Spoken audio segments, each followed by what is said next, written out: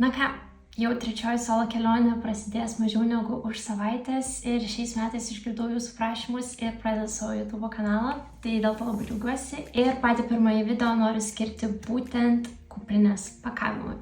Važiuojame. Tai pirmiausia pakalbame apie kuprinę, kurios manau, kad tai yra paskutinė kelionė, nes kas man nelabai joje patinka, kad po visų šitų kelionių jinai pakankamai stipriai išsitampė ir tiesiog prarado formą. Tai ką galiu pirmiausia parekomenduoti jum, kas ieško kuprinės, tai kad būtinai pirmas dalykas, kad ieškotumėt su kieta nugarėle. Nes šiuo atveju jūs galite matyti, kad taip iš šitą kuprinę galima pridėti žiauriai daug dalykų, kas irgi yra labai gerai, bet vėliau jinai tiesiog kabo su tuo visų svoriu ir neša mane atgal, kas tikrai nėra gerai. Kitas dalykas, ką turite atkreipti dėmesį, ieškant kuprinės, tai į mažų kišenėlių kiekį, kas šioje kuprinėje man tiesiog labai patiko. Visos šios mažos kišenėlės, kur jau dabar galima tiesiog sudėti kosmetiką ir dar nekišti savo atskiros kosmetinės, puiku. Šitas dalykas 10 balų.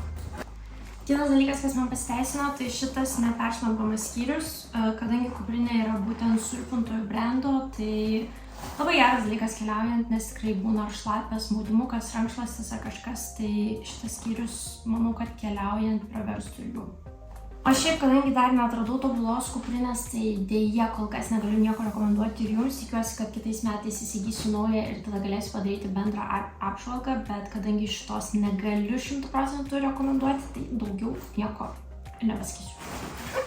Kitas dalykas, ko tikrai būtinai reikės keliaujant, tai tokie pakavimo vienetai, nežinau kaip juos pavadinti, bet jie labai padeda suspaudžiant rūbus ir tikrai turiu dar ir atskirus, mažesnius, didesnius, visokius, tai tikrai labai rekomenduoju, man pasiteisino, manau, kad pasiteisins ir jums. Tai pagrindinis dalykas, ko jums prireiks daugiausia, tai yra maikučių. Aš asmeniškai vežuosi 13, 14, gal net 15, nes vasarom Azijoje yra tikrai labai karšta ir kartais būna, kad tu užsidedi šitą tą maikutę ir po pietų tu būni kiaurai šlapės, nes visų pirma karštis, visų antra drėgmė ir tiesiog viskas bėga. Tai maikučių reikia daug, kad būtų galima tiesiog jas keisti.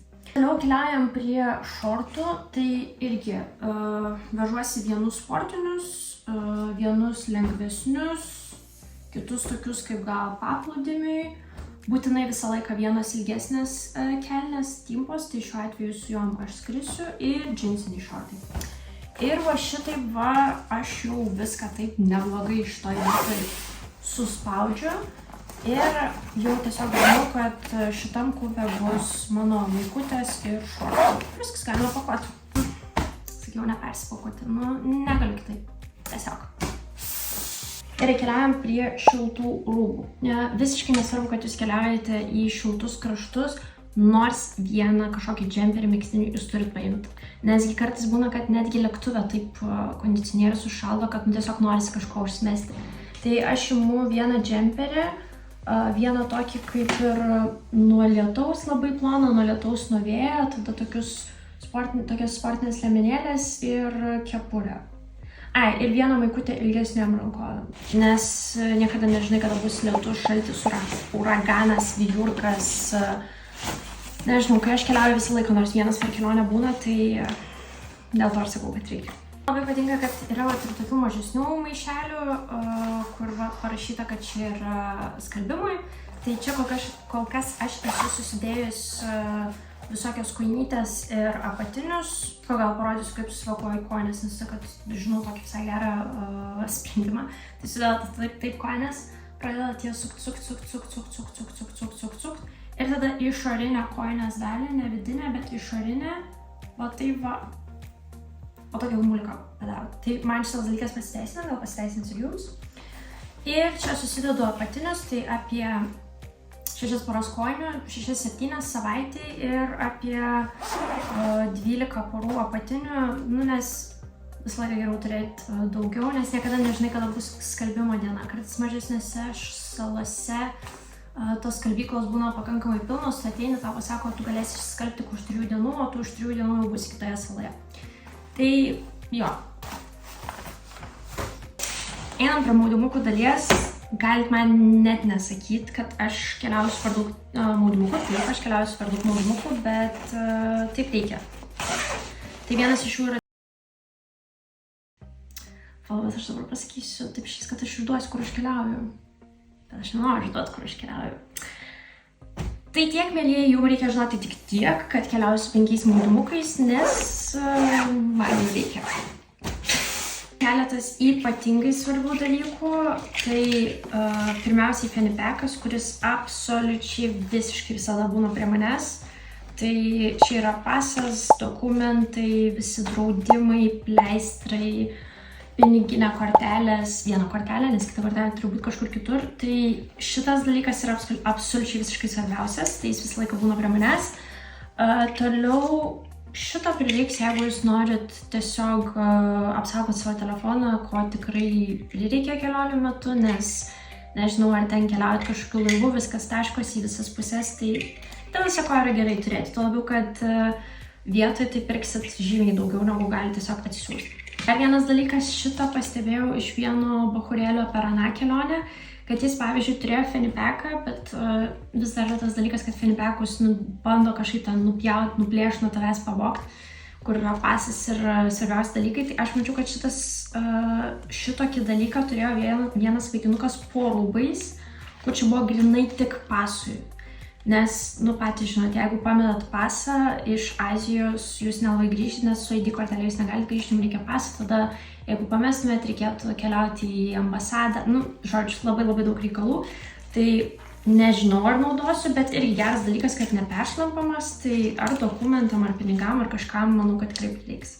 Toliau keliaujam prie visiškai absoliučiai random dalykų, kurių jums irgi reikia. Tai vienos šlapios servetėlės, vienos sausos servetėlės, irgi geriausiai dėti vienas į fanny packą, kai būsit lėktuve, kai tarkim valgysit, kad visą laiką turėtumėt vienas ar kitas.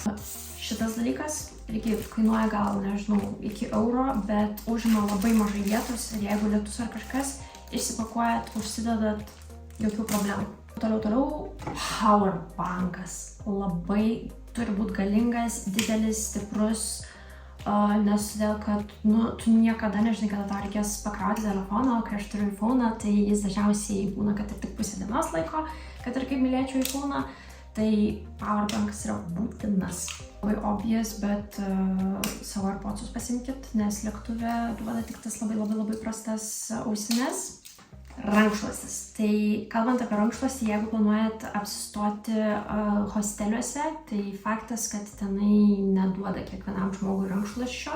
Tai arba vienas variantas gali būti, kad jūs jau nusipirksit tenai vietoj nuskridę, nes vis tiek, kad ir aš čia pirkau tą tokį labai mažiuką, bet kaip matote, jis užima vietas ir dabar aš jau biškį abejoju, ar aš jį talpinsiu, bet visą laiką galima nusipirkti vietoj. Toliau keliaujam prie kosmetinės, tai aš asmeniškai kažkokių kosmetikos priemonių nelabai imu, nes tiesiog nėra vietos tam.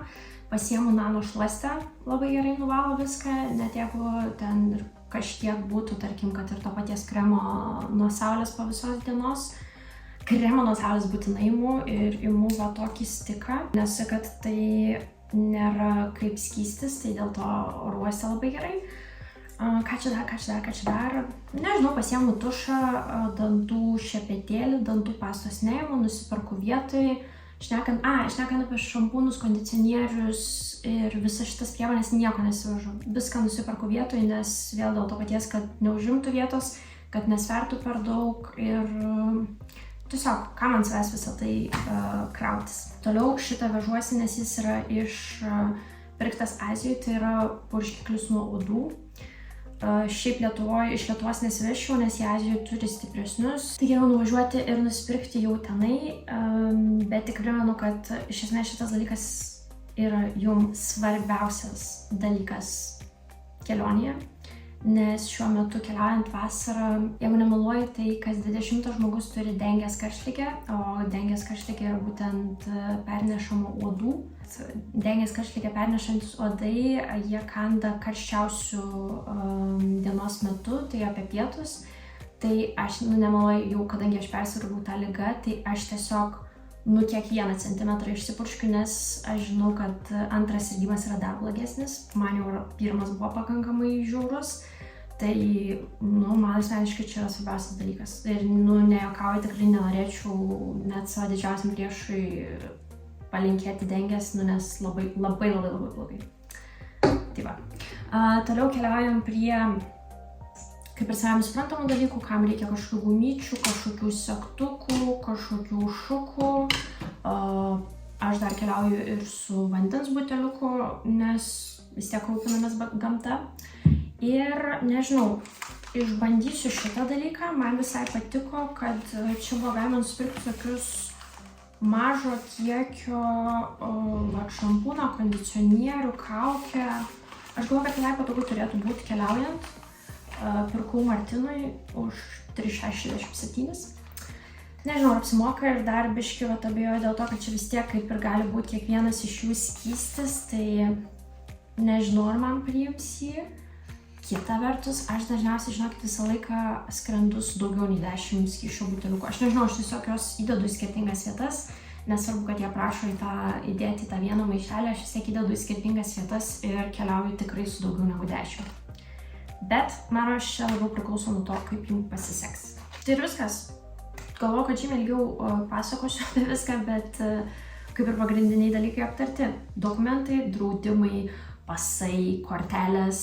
Tik dar noriu pasakyti, kad būtinai reikėtų vežtis 2 korteles banko. Tai aš asmeniškai vežuosi vieną savo, vieną Svedo. Viena yra visą laiką su manim, kita yra kuprinėje. Kitas dalykas dar paminėsiu, kad jau 100 milijonų kartų sakiau, kad reikia tarptautinių vairuotojo teisių, kurios visą laiką būna su manim, jų kopijas turėti, kelionės plano kopijas turėti tiesiog su savim, kad žinoti, kur kokie viešbučiai ir taip toliau panašiai. Kas čia dar? Tai visi dokumentai yra vis tiek numeris vienas dalykas, ką jums reikia turėti visą laiką prie savęs. Gryni pinigai. Aš juos išslaptau skirtingose vietose, kuprinėj, kosmetiniai, kojinėse, žodžiu, visur. Higienos priemonės, maikutės, šortukai, sportinė šiltesnė apranga, maudymukai, visokie aksesuarai, kameros pakrovėjai, powerbankai, žodžiu, manau, kad viską aptariau ir kad pirmam video kaip ir tiek. O tada kviečiu prenumeruotis kanalą ir laukti kitų mano šių metų video.